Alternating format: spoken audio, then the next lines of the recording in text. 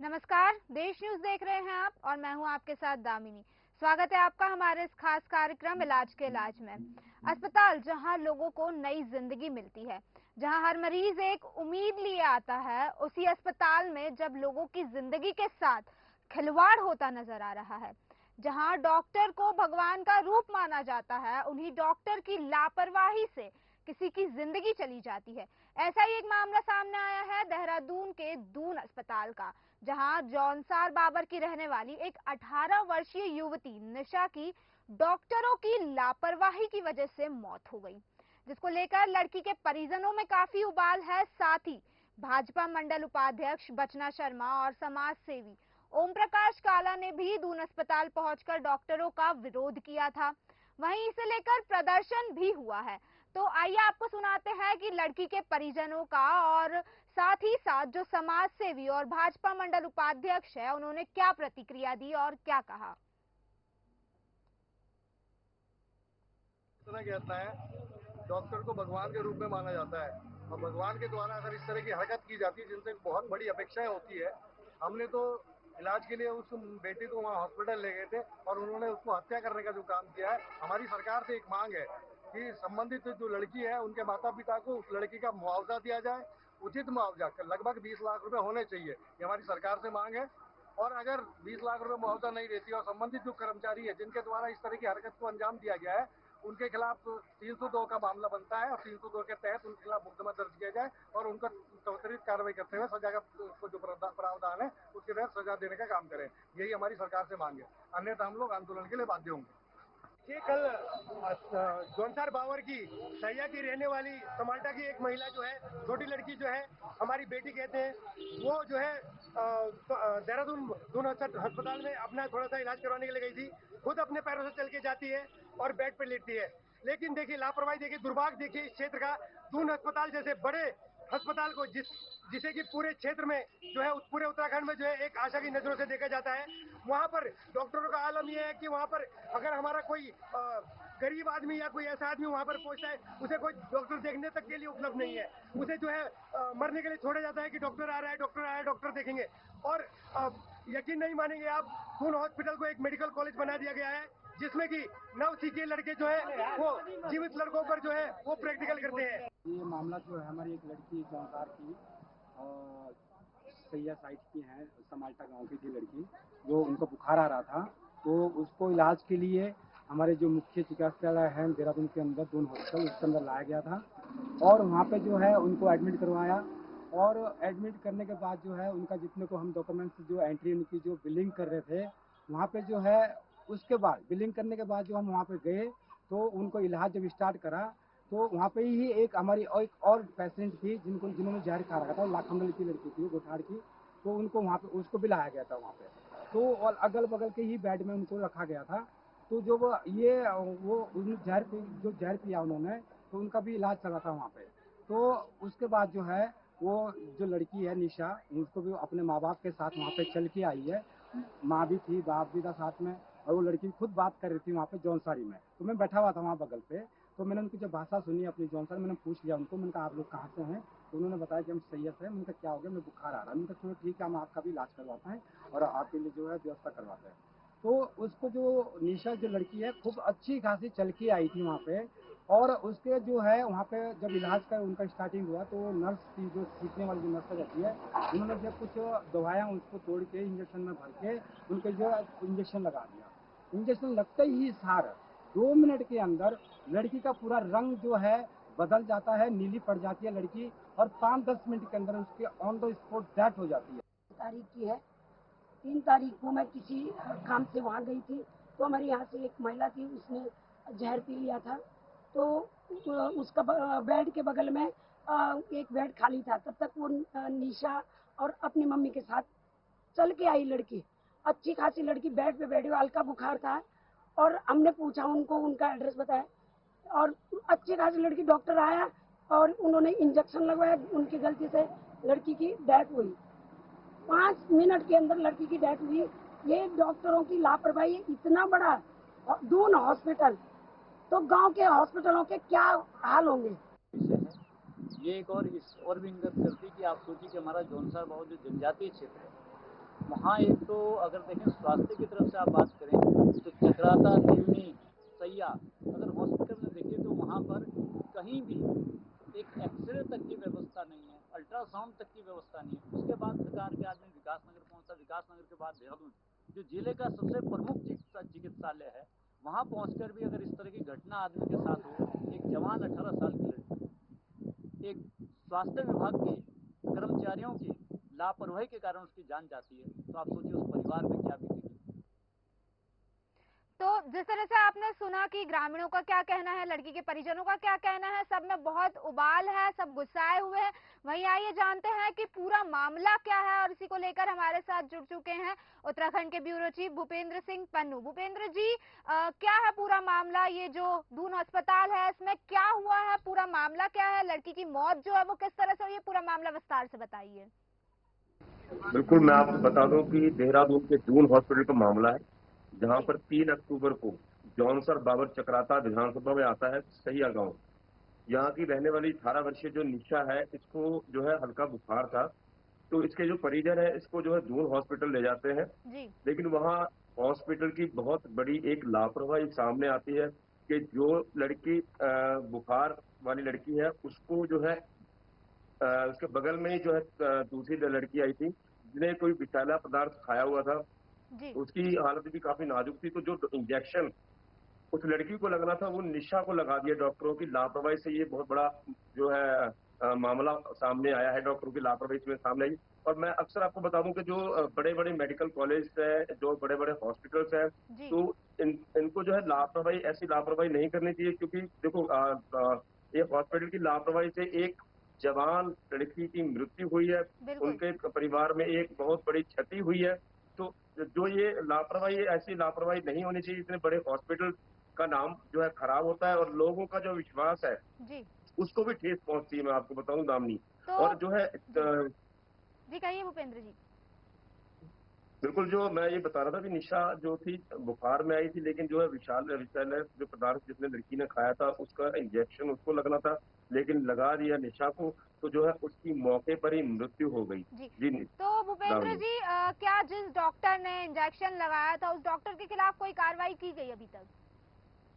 बिल्कुल, अभी कार्रवाई तो मैं बताऊं अमल में नहीं लाई गई, लेकिन हाँ, जो उस टाइम उस मौके पे जो स्टाफ था, जो डॉक्टर थे, उनको जो है उनके पदभार से मुक्त कर दिया गया, उनको अभी हटा दिया गया। लेकिन उन पे जो कार्रवाई की अभी बात है, या कोई FIR या उनको निलंबित करना, ऐसा कोई मामला अभी सामने नहीं आया है निशा दामिनी पर। और मैं एक और सवाल आपसे पूछना चाहूंगी कि क्या यही मामला है या इसके पहले भी दून अस्पताल में इस तरह का कोई लापरवाही के मामले आए हैं सामने? क्योंकि अक्सर देखा गया है कि जो बड़े बड़े सरकारी अस्पताल होते हैं उनमें लापरवाही के मामले सामने आते रहते हैं। तो क्या आपके संज्ञान में और भी ऐसे कुछ मामले हैं, या पहले भी ऐसे कोई मामले सामने आ चुके हैं इस तरह की लापरवाही के? देखिए दामिनी, मैं आपको बता दूं, ऐसे हॉस्पिटल जो है, जैसे दून हॉस्पिटल हो गया, और आपका सुशीला तिवारी हो गया, एम्स हो गया, इनमें कई मामले आए भी हैं सामने, और कईयों पे कार्रवाई भी हुई है। लेकिन सबसे बड़ी बात यहाँ दामिनी ये है कि इतने बड़ी संस्था, इतने बड़े हॉस्पिटल को जो है ऐसी लापरवाही नहीं करनी चाहिए। डॉक्टरों को जो है पूरा जानकारी होनी चाहिए कि कौन सा इंजेक्शन किसको लगना है, किसको नहीं लगना है।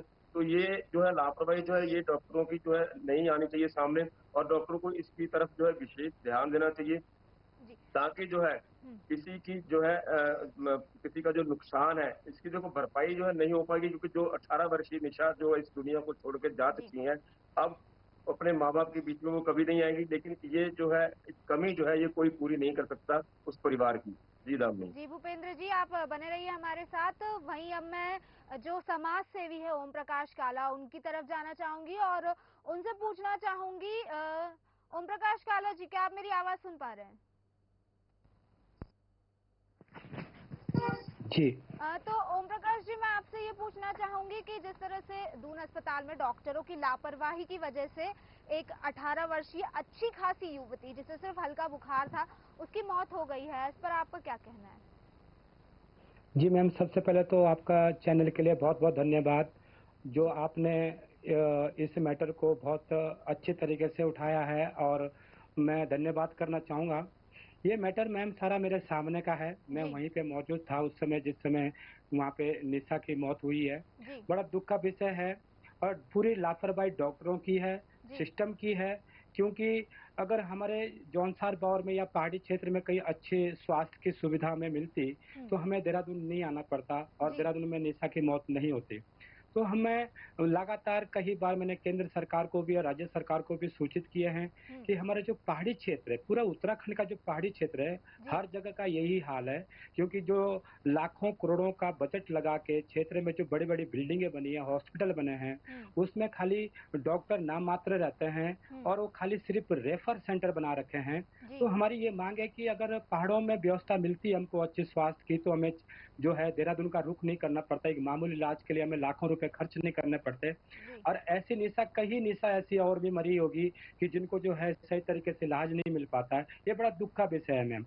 दूसरी बात ये है मैम कि ये जो हमारी मांग ये है कि ये सीधी-सीधी लापरवाही डॉक्टरों की है, सिस्टम की है और इसका जो हमारे जो परिजन हैं बहुत गरीब है बेचारे। हम चाहते हैं कि उनके लिए उचित मुआवजा मिले और एक परिवार से किसी एक व्यक्ति को उसमें कहीं पे सरकारी नौकरी मिले और जो है जो जाँच अभी इसमें चल रही है इसको जो है निष्पक्ष जाँच हो जिसमें चाहे ये पोस्टमार्टम की जाँच हो, चाहे आगे जो जिन्होंने जो दोषी हैं उनके ऊपर कार्रवाई की माँग हो। ये डायरेक्टली जो है सरासर मर्डर हुआ है मैम, ये सारी मेरी आँखों के सामने की बात है। बड़ा दुःख का विषय है मैम ये सारा। जी तो मैम। ओम प्रकाश जी, आपकी तरफ से क्या किया जा रहा है लड़की की परिजनों के लिए? आप जैसे कि उन्हें समर्थन कर रहे हैं, आपने उनका समर्थन किया है, तो अभी तक क्या किया गया है? इसके खिलाफ कोई प्रदर्शन हुआ है या कोई इस मुद्दे को किस तरह से लड़की के परिजनों ने उठाया है या फिर क्या कुछ किया गया है? जी, जी मैम, इस मुद्दे पे हम जो है उसी समय से उसी दिन से हम इसकी लड़ाई लड़ रहे हैं मैम। जी। हम डायरेक्टली जो हमने उसी समय 4 डॉक्टरों को उन्होंने जो हटाने की बात रखी हमारे सामने कुछ निकाल भी रखा उन्होंने कागज़ में। तो 4 डॉक्टर तो मैम हटा दिए हैं वहाँ से। जी। दूसरा ये है कि अभी हम उनके ऊपर चाहते हैं कि जो जिन लोगों ने मर्डर किया है, जो डायरेक्टली जिन्होंने गलती करी है, उनके ऊपर एफआईआर भी लॉन्च हो और वो लोग जेल जाएँ, कि आइंदे से आगे कोई ऐसी लापरवाही सामने नहीं आए। तो क्योंकि मतलब अगर ये ओम प्रकाश सीखने जी, अब तक उन डॉक्टरों के जी मैम, खिलाफ एफआईआर नहीं की गई है? नहीं कही गई मैम, खाली एक फॉर्मेलिटी के तौर पे वो एक जी। कागज दे रखा है कि इसको खाली हटाया गया। हम उसमें संतुष्ट नहीं है, हम जी। चाहते हैं उनको ऊपर एफआईआर लॉन्च हो और डायरेक्टली वो जेल जाएं, क्योंकि आइंदे से कोई ऐसा डॉक्टर ना कर पाए।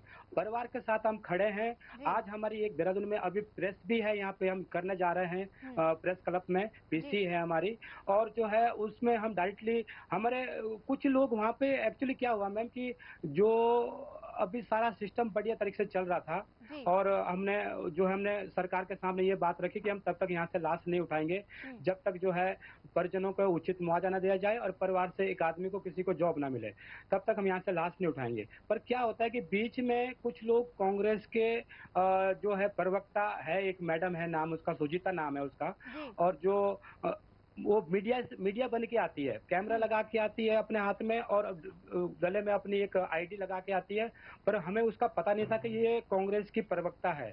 दूसरी एक महिला आती है वहाँ पे यूकेडी की, जिन्होंने पूरा माहौल चेंज कर दिया और वो पता नहीं अब हॉस्पिटल से उन्होंने पैसे खाए या पता नहीं क्या उन्होंने करा और वो सारा सिस्टम जो है उन्होंने चेंज कर दिया और वहाँ से जो डेड बॉडी थी उसको ले जाने के लिए पूरा जोर शोर करके कर दिया। तो मैम ये हमारे साथ बहुत अन्याय हुआ है उनके माध्यम से। वो जो महिला 2 आई है वहाँ पे यूकेडी से और कांग्रेस की प्रवक्ता सुजीता, क्योंकि हमें नहीं तो पता कि ये कांग्रेस की प्रवक्ता है। वो तो डायरेक्टली सरकार को हमारे बदनाम करना चाहते हैं, क्योंकि मैं अभी युवा मोर्चा में मीडिया प्रभारी भी हूँ मैम वर्तमान में। जी। और जो है हमने अपने आँखों से सारा सिस्टम वहाँ पे देखा है। तो ये बहुत अच्छे तरीके से जा रहा था। मेरे को बाकायदा डीएम साहब के यहाँ से हमको फ़ोन आता है और बाकायदा जो हमारे धन सिंह रावत जी हैं, स्वास्थ्य मंत्री उत्तराखंड सरकार के, उनके यहाँ से भी हमें फ़ोन आता है कि आप इसमें क्या करना चाहिए, कैसा होगा? मैंने कहा सर इनको गरीब परिवार है, इनको उचित मुआवजा दिलाया जाए, परिवार से एक बंदे को किसी को नौकरी दी जाए, क्योंकि अब निशा की जान तो वापस आ नहीं सकती है, क्योंकि यहाँ पे वो देहरादून के अंदर नौकरी कर रही थी वो बाकायदा, जो है अपने परिवार को जो पालन पोषण के लिए, पर वो भी अब नहीं रही है। तो हम चाहते हैं कि परिवार से किसी एक लोग को नौकरी मिल जाए और उसको लिए उचित मुआवजा मिल जाए। तो ये सारा जो सिस्टम है मैम 99% काम यस हो गया था। 1% खाली ये जो 2 महिलाएं वहाँ पे आती है, इन्होंने पूरा मामला जो बिगाड़ दिया मैम सारा। तो ये ऐसे लोग भी ओम मतलब प्रकाश बीच जी, मैं जानना चाहूंगी ऐसा क्या किया उन महिलाओं ने कि आप जो कह रहे हैं 99% तक चीजें हो चुकी थी, फिर 1% मामला बिगाड़ दिया, तो ऐसा क्या किया उन्होंने? ऐसा ये कर दिया कि जो परिजन थे उनको उन्होंने पैसा, मुझे तो मैम डायरेक्टली शक ये है कि दून अस्पताल के प्रबंधक से उन महिलाओं ने कुछ डील रखी होगी अपनी, और उनके साथ डील हुई 100%। उसके मामले से जो है उन्होंने वो मामला चेंज करने का प्रयास करा पूरा, और उन्होंने वो करा। और हम अगर एक नाइट वहाँ पे अगर वो डेड बॉडी रुक जाती, क्योंकि फ्रीजर के अंदर थी मैम, लड़की की मौत हो रखी थी और उसको हमने जो है मर्चरी में रखा हुआ था, फ्रिज के अंदर रखा हुआ था। लास्ट अगर 1 साल तक रहती तब भी खराब नहीं होती थी वहाँ पे।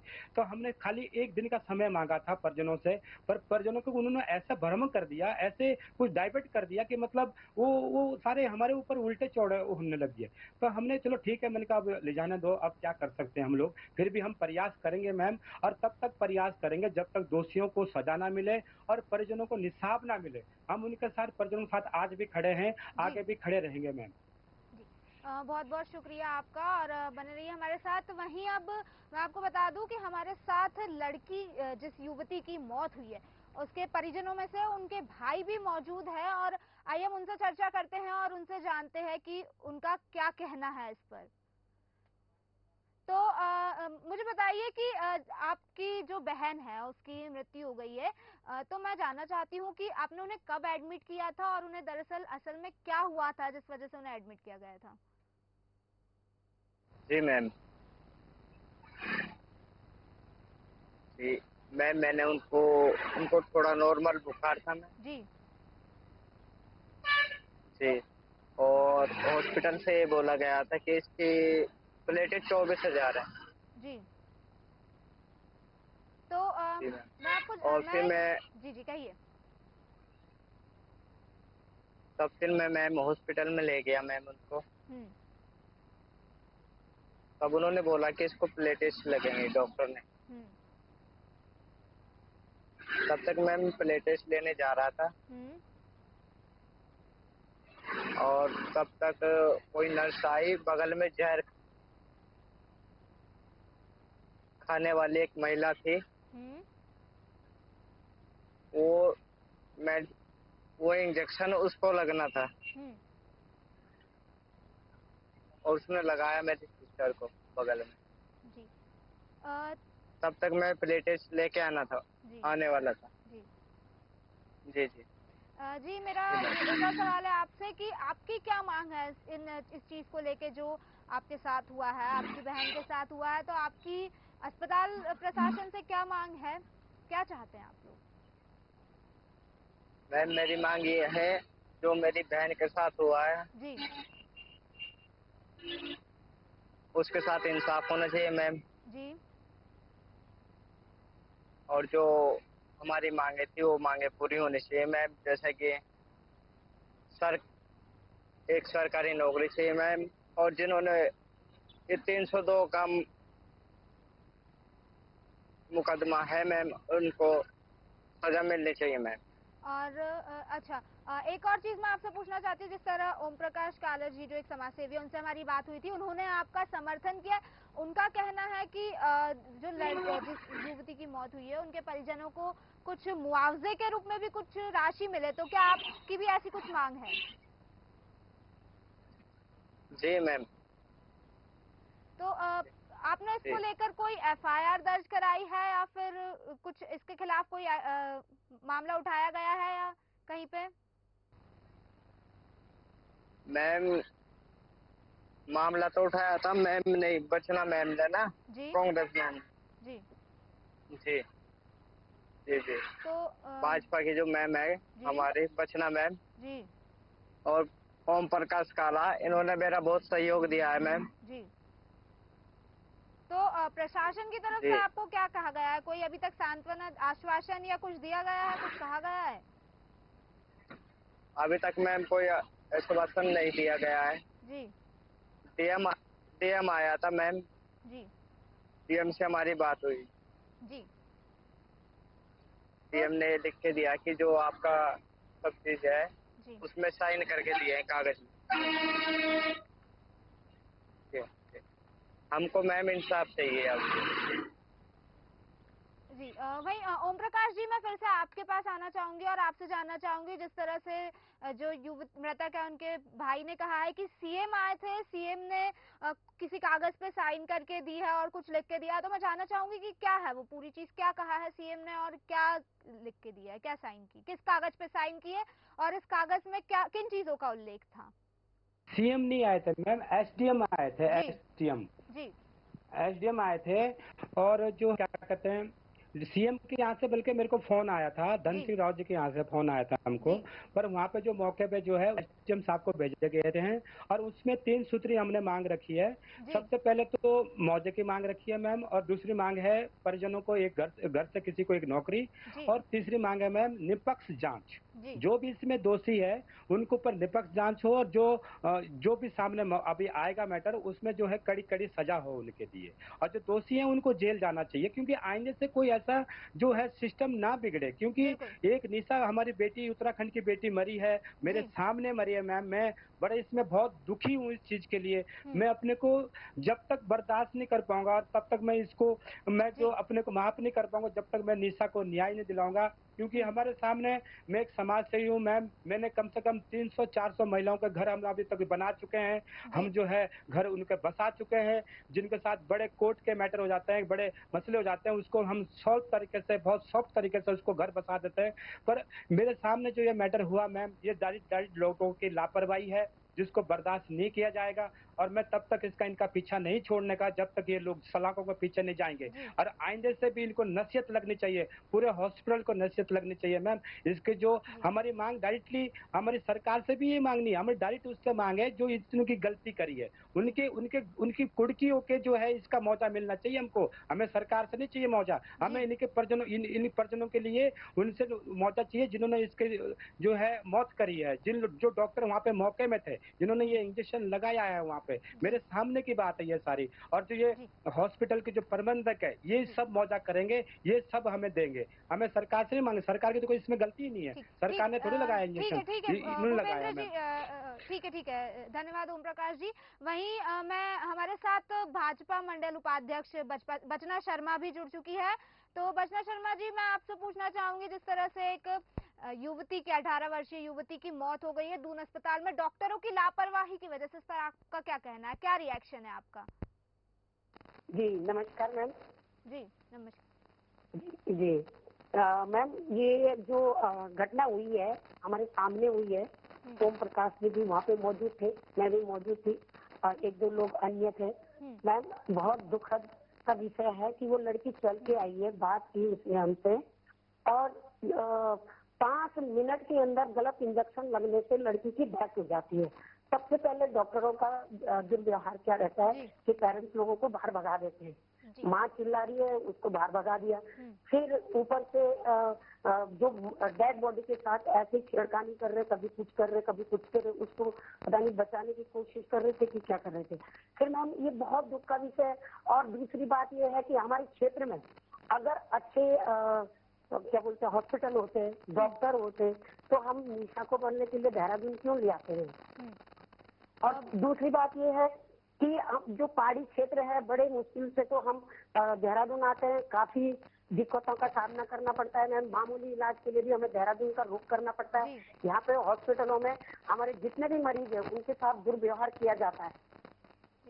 बचना जी, एक और सवाल मैं आपसे पूछना चाहूंगी कि आपने जिस तरह से समर्थन किया है और क्योंकि भाजपा सरकार ही सत्ता में है, आप का जो भाजपा सरकार से आप इत्तेफाक रखती है, तो आप क्या कर सकती है परिजनों के लिए, और आपके तौर पे आप इस चीज के लिए क्या कर सकती है और क्या किस तरह से आपने एक्शन लिया है?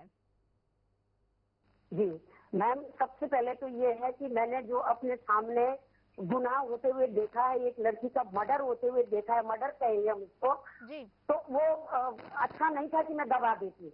मैंने एक सामाजिक कार्यकर्ता के नाते, पार्टी में जो औहदा मिल रखा मैं, तो उसके नाते मैंने एक माँ के नाते उनको ये बात को उजागर किया है।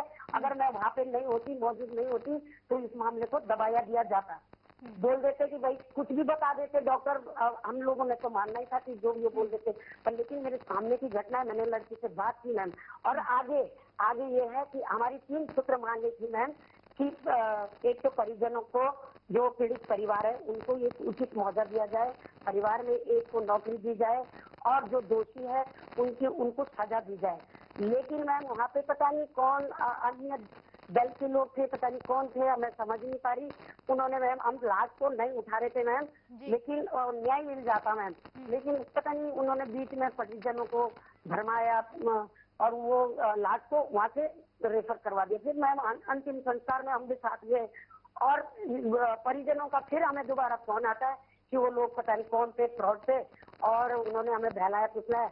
हमारी बहन को सही नहीं न्याय मिल जाता, सभी लोग बोल रहे, लेकिन अब आपकी मदद चाहिए। तो वो मैंने कहा मैं तो लास्ट तक लड़ूंगी। निशा हमारी बेटी नहीं, पूरे उत्तराखंड की बेटी है और मैं उसके लिए लड़ूंगी मैम, मेरे आंखों के सामने, क्योंकि अब अगर उसके सामने मेरी बेटी होती है तो अब क्या हम चुप रहते। जी, बहुत बहुत धन्यवाद आपका बचना जी, बहुत बहुत धन्यवाद आपका हमारे साथ जुड़ने के लिए और इस मुद्दे पर खुलकर बोलने के लिए। वहीं अब मैं भूपेंद्र जी फिर से एक बार आपके पास आना चाहूंगी और आपसे पूछना चाहूंगी कि जिस तरह से प्रदर्शन किया जा रहा है, समाज सेवी इस मुद्दे का समर्थन कर रहे हैं, वहीं भाजपा से भी जो मंडल अध्यक्ष है भचना शर्मा, उन्होंने भी इस मुद्दे को लेकर आवाज उठाई है, समर्थन किया है, तो इस पर अभी तक हॉस्पिटल से कोई उच्च अधिकारी का कोई बयान आया है, उन्होंने कुछ कहा है इस पर? बिल्कुल, अभी तक जो है कोई बयान नहीं आया है। हमने संपर्क भी साधा, लेकिन जो है जो संतुष्टिजनक